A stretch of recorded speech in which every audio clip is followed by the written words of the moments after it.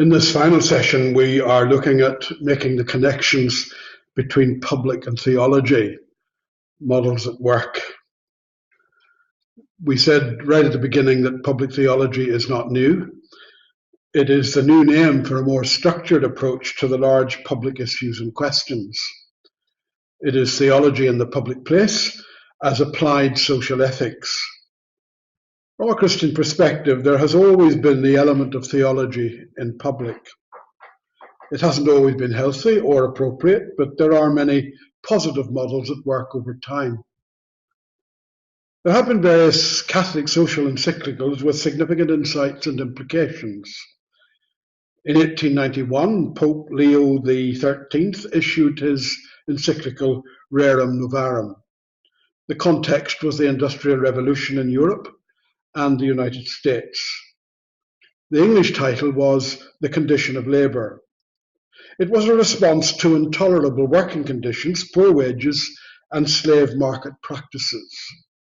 It was a defence of the poor and to correct the dehumanising impact of industrialisation on the dignity and rights of workers. The Pope reminded all that God himself seems to incline to those who suffer misfortune. Another powerful encyclical was Pacem in Terris, Peace in the World, issued by Pope John XXIII in 1963. The context was the end of the first session of Vatican II and the nuclear arms race.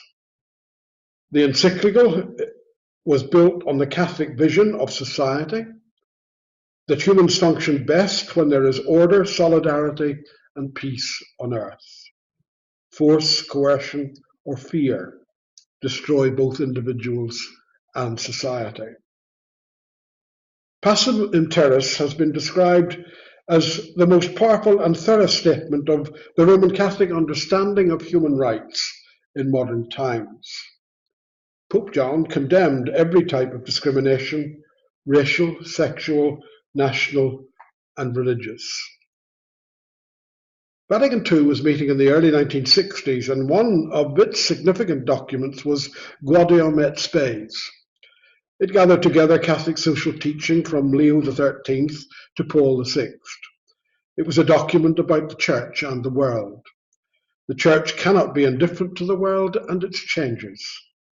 Catholic social ethics were based on the needs and rights of the person, and Gaudium spoke of fostering social justice between nations. A direct outcome was the establishment in 1967 of the Pontifical Commission on Justice and Peace by Pope Paul VI. In the same year, Paul's encyclical Populorum Progressio appeared on the development of peoples. At the same time, the Protestant and Orthodox churches were also doing public theology. A forerunner of the World Council of Churches was Life and Work, the inspiration of Nathan Söderblom, Archbishop of Uppsala in Sweden. Life and Work was founded in 1925 when 600 Protestant and Orthodox representatives met in Stockholm to discuss a mighty topic, the Church's responsibility for the total life of mankind. The concern was with the Church's attitude to economics, industrial and international problems. The focus was on ethical issues. In 1965, a joint working group was established between the World Council of Churches and the Roman Catholic Church. Its cooperative task was common witness and social thought, with a focus on ethical matters such as debt crisis, racism, apartheid, armaments, human rights, and religious liberty. The World Council of Churches has held a decade to overcome violence and a decade of solidarity with women, looking at violence, gender issues, equality, and justice. And these have led to highly significant studies and documents on an ecumenical call to just peace, followed by the Just Peace Companion. So Catholic, Protestant and Orthodox have been engaged in doing forms of public theology and have been concerned with ethical issues and applying social ethics to major public issues.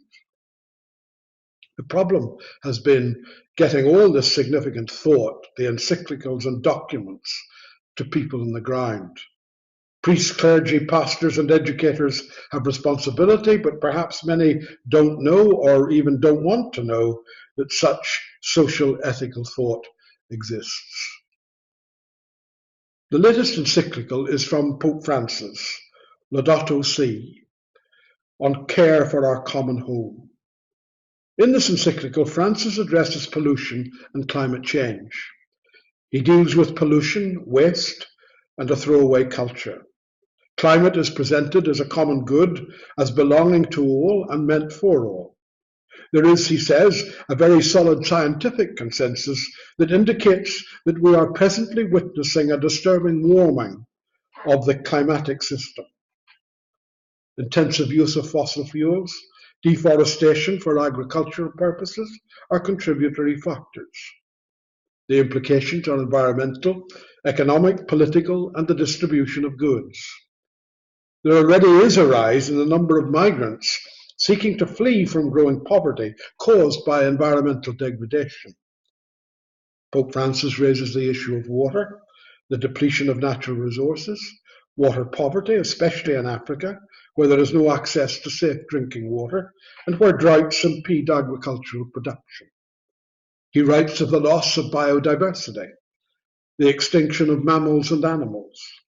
Associated problems or effects are the decline in the quality of human life and the breakdown of society and global inequality.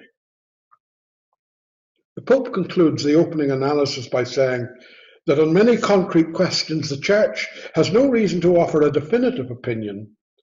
She knows that honest debate must be encouraged among experts while representing divergent views.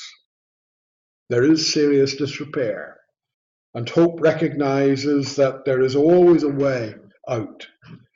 The present world system is unsustainable, and we have stopped thinking about the goals of human activity. Quoting some other church sources, he concludes, if we scan the regions of our planet, we immediately see that humanity has disappointed God's expectations. What response can public theology make to the eco-crisis? What theological symbols do we draw on? And what does an ethic of care and mending of creation look like in practice? On just peace, the Just Peace Companion begins with a statement. The doctrine of a just war intended by the churches to humanize war is becoming invalid. This is why we need to develop a doctrine of just peace now. The World Council of Churches document recognizes that without peace there can be no justice, and without justice there can be no peace. Too often we are concerned with justice at the expense of peace and peace at the expense of justice. And how true is that of our peace process in Northern Ireland? Putting justice and peace together and keeping them together is important.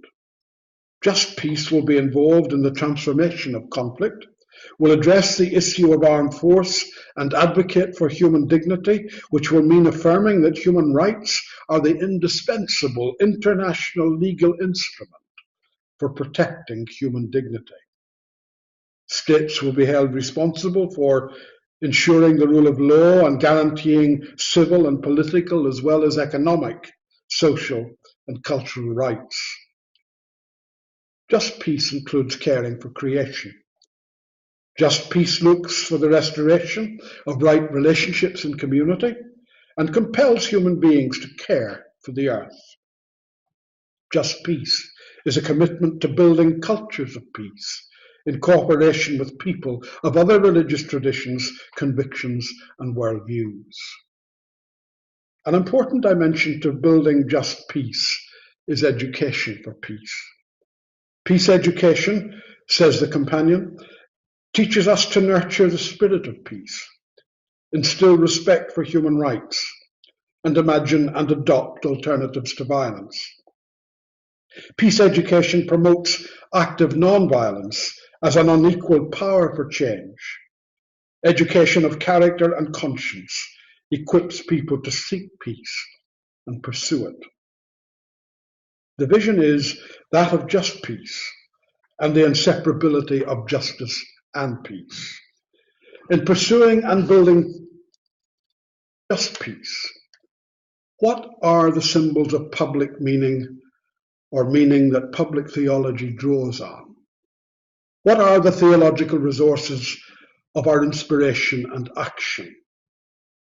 And what are the social ethics that drive our committed action? Please do discuss that question.